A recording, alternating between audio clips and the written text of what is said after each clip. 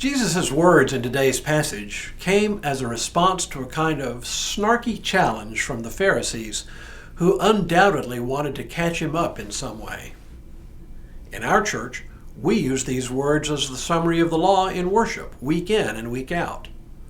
But we also frequently use them in weddings.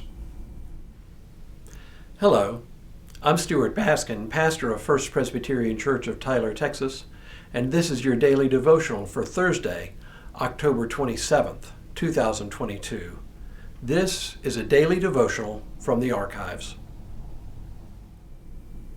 I'm speaking, of course, about the passage we refer to as the greatest commandment. The Pharisees asked Jesus which of the commandments in the law is the greatest.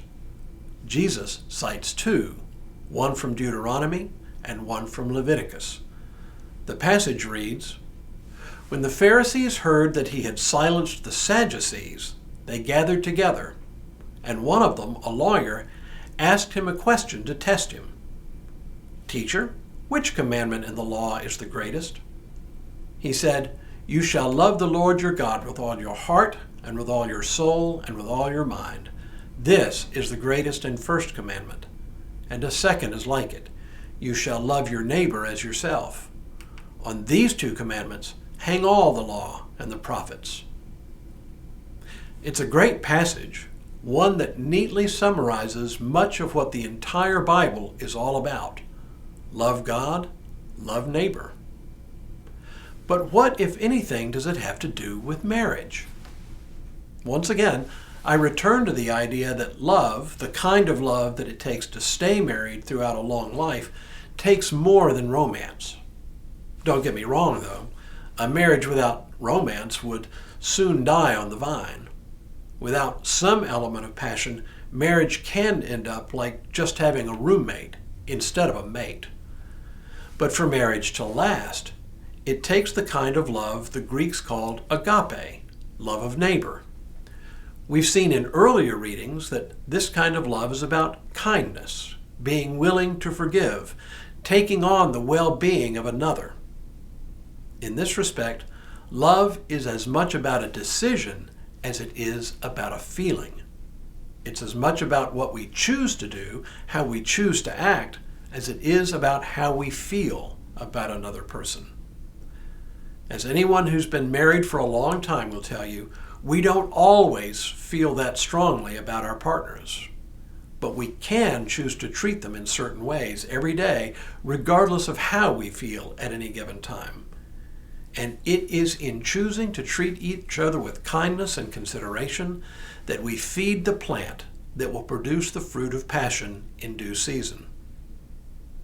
Perhaps that's why the commandments Jesus quotes are just that, commandments.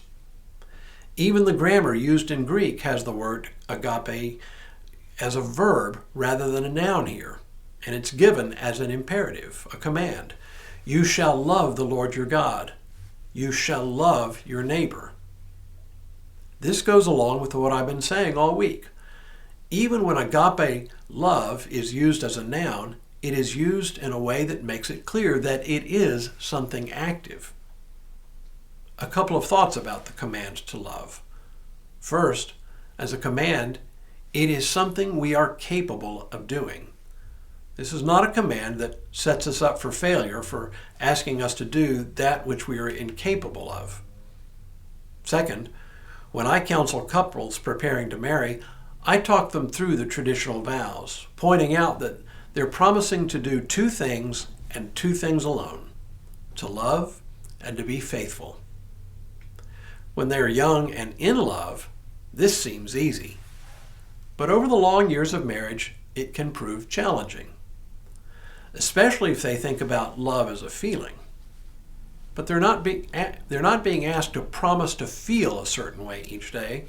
They're being asked to behave in certain ways, placing the needs of the other on equal footing to their own, which is, after all, the meaning of the command to love neighbor as self. So, as it turns out, love in marriage is, in a very real sense, no different from love of neighbor or love of fellow believer. Both require us to behave in certain ways towards others, Both ask us to treat others kindly, even when we don't feel like it. And that's the secret of love in marriage. Sometimes we have to act out of love, even when we do not immediately feel the love. My promise to couples I counsel is this, and it will serve as my parting words this week. If we routinely and consistently act out of love, treating the other with kindness, I can promise that the delicious feeling of being in love, passionately in love, will return again and again.